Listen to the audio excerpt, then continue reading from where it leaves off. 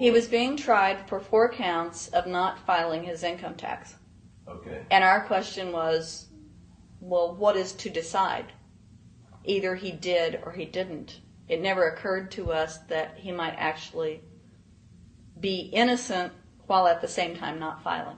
In the federal government, it is not a felony not to file taxes. Finally, they said, okay, if we're going to get this guy, we're going to have to put it in the state. They called up the IRS agent, Agent Craner. Craner? Yeah. Robert Craner? Mm-hmm. This is Ken Doherty. He's also an investigator with the Illinois Department of Revenue. This is a request for a copy of the delegation of authority order. Right, and I talked to my boss about that, and he said that my badge is that. Badge is the authority. I thought it had to be in writing. The last question that the defense asked him was, did you write any of this down? And Agent Craner looked right at him and right at us, and he said, I never wrote anything down. And yet when we saw the video, there he was, writing notes, you know. And so I'm thinking, okay, at this point, the judge is supposed to say, Agent Craner, it is clear that you have committed perjury. It wasn't even noticed. It finally came to the climax. Mr. Harrell looked right at the prosecutor, and he said, I will tell you the same thing I have told over and over again to government officials. You show me the law that requires me to file a tax return, and I'll be glad to do it. And again, I ask, under what is the requirement that you claim under the Private Duty stuff? And the requirement under the regulations is what section? My question to you is, what particular act are we discussing here that I am liable to do these things that you claim I'm liable to do? Your exact question would be again? Okay, what is the section that what? But I guess I'm still not understanding your question, Mr. Harrell. Well, you must be familiar with what that you have the police powers to enforce. Yes. The prosecutor absolutely ignored him. And he started slandering Mr. Harrell. Just started attacking his character. They're calling us tax cheats, they're calling us fanatics, they're calling us weirdos. I don't care what you call me, but I have one question. Where is the law? Show me the law. They can't let this turn into a rational debate, because if they do, they lose it.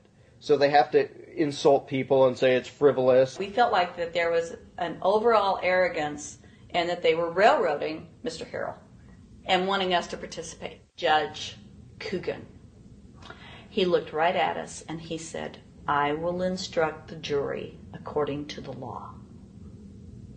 We were sent to deliberation. The judge promised us that he would give us the law. And we looked, and it was not there. We wrote a note to the judge asking for a copy of the law. 10 minutes later, we get a note back.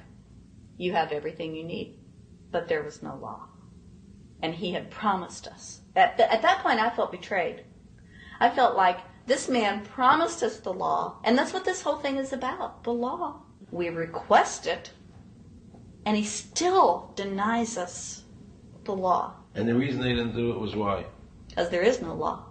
Remember, we're talking about the Illinois state law here, okay, which is a law in Illinois. So we got out that law, and we read it several times, and I said, okay, wait, because they kept saying, but this is a law in Illinois. And I said, look at the beginning of it. It says, anyone required to file a federal income tax return is required to file an Illinois tax return. I said, if it is true that he's not required to file a federal return, then that nullifies the Illinois law. 2 people, they kept saying, but he's going to get by with it. And I said, what is he getting by with but his rights? If there is no law, he's not breaking a law. He's just standing on his rights. Are we going to deny him that? That's when this one juror sat back and kind of rolled his eyes and he said, "You mean we don't have to pay taxes?"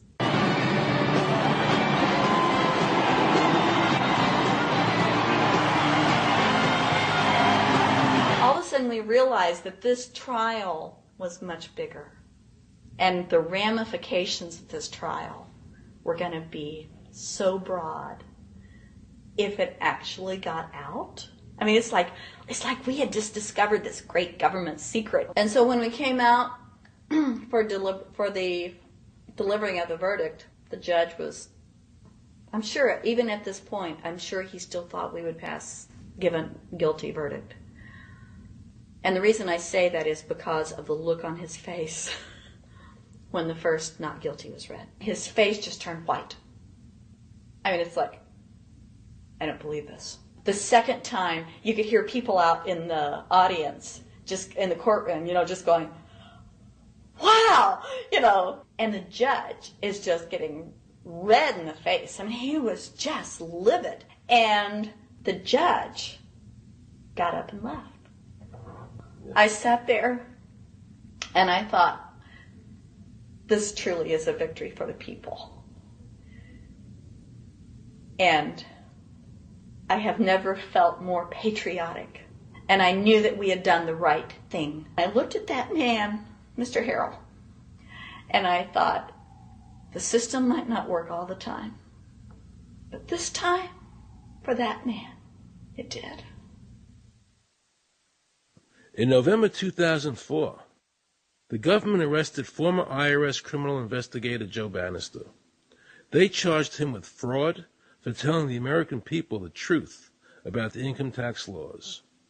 The jury obviously agreed with Joe. Well, it just showed Mr. Bannister to be honest and straightforward and working within the law. Vernice Kuglin, a Federal Express pilot, claimed there was no law requiring Americans to file an income tax. She also won in court. 24 people were criminally charged by the IRS because they claimed there was no law requiring them to file an income tax return. The fact is, neither the judge nor the prosecutor nor the IRS could bring that statute in there because it's not in the books. The jury came back with an acquittal for everyone.